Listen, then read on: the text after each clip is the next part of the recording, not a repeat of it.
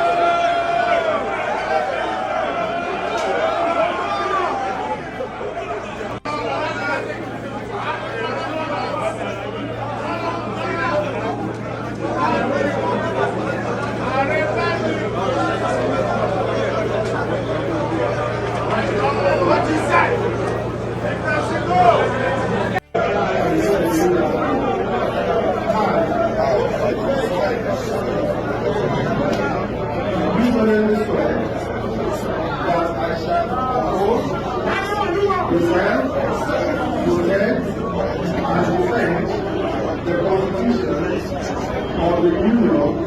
at all times, render honest, impartial, and efficient services to the Union, serve as an effective link between the Union and its members, obey all local instructions for the discharge of Union functions, put the interests of the Union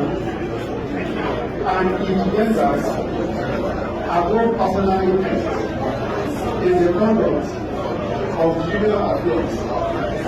render a true account of my stewardship to the members of the Union, and when the occasion arises, and abide by the majority decision and respect the rights of the minority. I will work for the good of the Union, to strength and freedom.